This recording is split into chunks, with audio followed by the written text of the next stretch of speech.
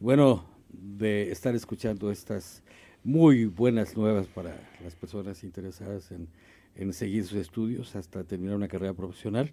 Vamos a pasar con una persona que ya terminó una carrera, que es abogado, Jesús Eduardo Arias. Abogado, Gracias, Paco. este, Déjame, este si me asunto que tú permite, hablas de la... A ver, sí, dime. si me permite, nada más quería yo agregar a lo que estaba hablando Raquel, es importantísimo. Yo diría que es el momento en empujar a nuestros hijos, a nuestros familiares, para que más latinos puedan llegar a los niveles educativos superiores de este país, porque es de verdad... pues sorprendente que seamos en algunos estados como California prácticamente una comunidad mayoritaria, y en el área educativa, a medida que vas avanzando en la educación, se van reduciendo tanto las oportunidades y se van reduciendo los apellidos latinos. Te lo digo por experiencia propia, porque es sorprendente llegar a una escuela, a un nivel de posgrado universitario, y encontrarte con que estás prácticamente rodeado de otros grupos étnicos que son minoría tal vez social, pero son mayoría educativa. No sé si me explico. Y creo que Totalmente. en este momento es un momento crucial para que la comunidad latina salga de ese estatus que hemos tenido un poco adormilados, de que nuestros niños o nuestros muchachos son de alguna manera estigmatizados, que no hay tantas oportunidades para ellos. Hay que buscar las oportunidades, hay que hacer que nuestros hijos lleguen al nivel educativo superior en este país. Muy bien. Ahora nada más un paréntesis, les quiero hacer saber, estoy viendo aquí una nota en el periódico La Jornada que dice que el debate entre el presidente Sarkozy de Francia y el candidato de la izquierda es Holland lo vieron 20 millones de franceses y fue transmitido en vivo por 6 cadenas de televisión y 6 emisoras radiales, y que ganó el socialista, que es probable que el próximo presidente de Francia sea un socialista con todo lo que esto conlleva para el mundo occidental, porque todo lo que pasa en Francia repercute ampliamente, de manera muy importante en el mundo. Bueno, ahora sí, tenemos al abogado. Sí, bueno, Paco, amigos, de nuevo voy a empezar. Antes que nada, gracias por la oportunidad. Para mí es un placer estar aquí, y con el tiempo que me concedes, he preparado un pequeño tema informativo para toda nuestra comunidad migrante, que está relacionado con algunas consecuencias sociales de la migración. Y para empezar, hablaríamos del tema con el que nos quedamos pendientes, que es el asunto de los matrimonios celebrados en México, que desafortunadamente por las consecuencias de la misma migración terminan en un divorcio, en una separación.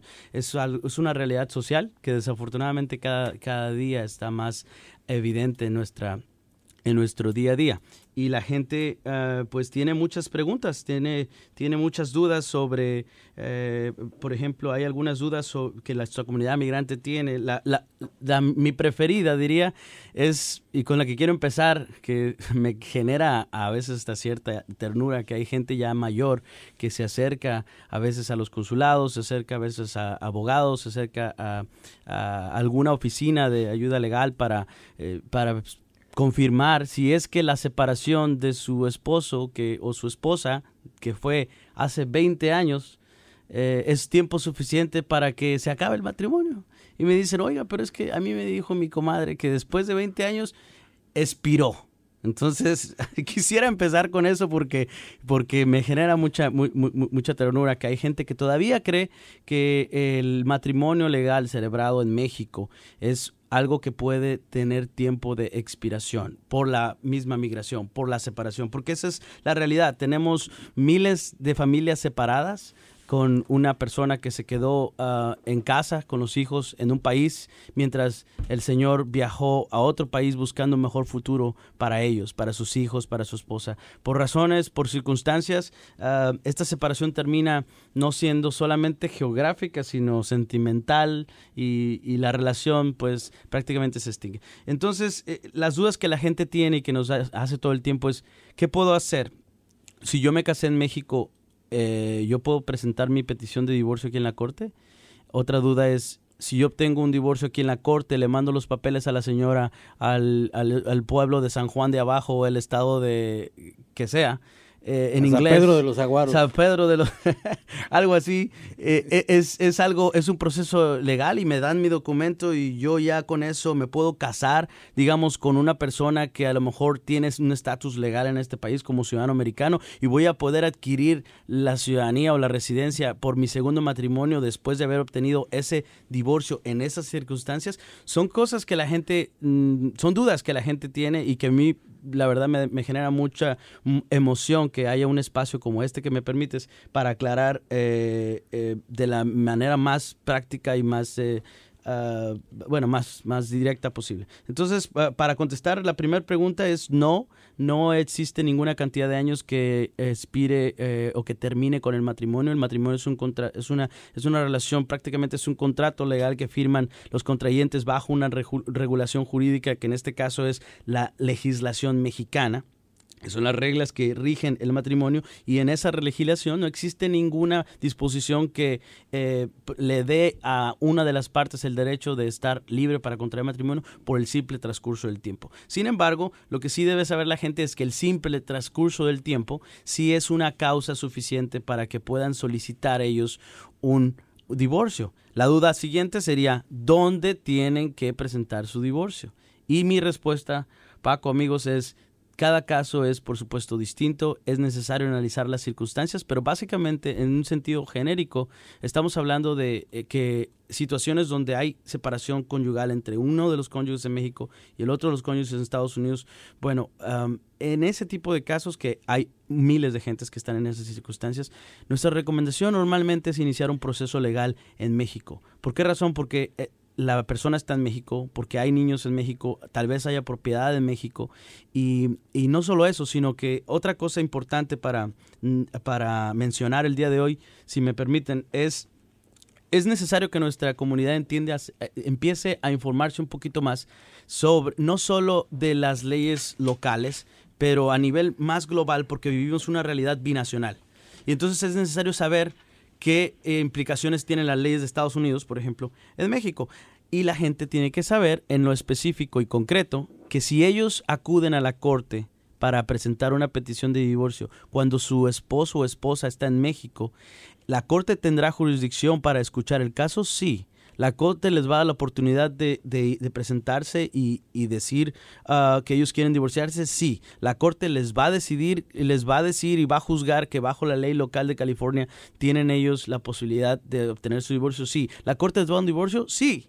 El problema es que esa orden de la corte por sí misma no es una orden automáticamente válida en México. En pocas palabras, desde el punto de vista de México, a México esa orden la va a considerar como una orden extranjera y las leyes de México consideran que una orden extranjera, para que tenga validez en México, es necesario que pase por un procedimiento que es conocido como homologación de sentencia. No es conocido, está estipulado por ley como homologación de sentencia.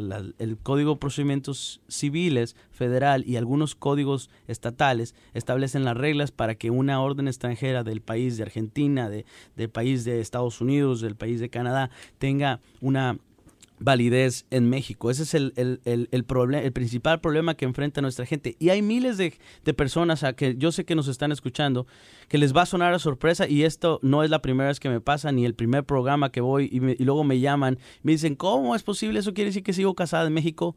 La respuesta es sí. Desafortunadamente, eso es lo que pasa. Es un conflicto, es un problema y la gente tiene que saberlo porque las consecuencias son todavía peores después de que obtienen ese documento, porque creyéndose divorciados, vamos con un abogado de inmigración y no le decimos que estuvimos casados, porque luego esta es otra cosa que nuestra gente tiene. Le pregunta, ¿estuviste casado? No, porque dicen, ¿y por qué no le dijiste? No, es que estaba casado, pero en México, aquí no. Ah, caray, o sea, eso es algo que les genera un serio problema porque a futuro puede incluso frustrar sus posibilidades de obtener un estatus legal migratorio, porque hasta hace poco, Francisco, inmigración no tenía acceso, ninguna manera de saber lo que pasaba en México, ni los registros que había en México de las relaciones, matrimonios y circunstancias de este tipo. Ahora, con las comunicaciones y la capacidad tecnológica que existe en cualquier oficina de gobierno, no solo en Estados Unidos, pero en cualquier parte del mundo, por las comunicaciones, inmigración tiene los récords a veces, y inmigración sabe de por qué las personas necesitan cumplir con ese procedimiento de homologación para que su divorcio de Estados Unidos sea válido en México. Entonces, eso a nosotros, como por ejemplo para los abogados que hemos estado buscándole la manera a difundir lo que es esta rama de la ley, que es el derecho internacional privado,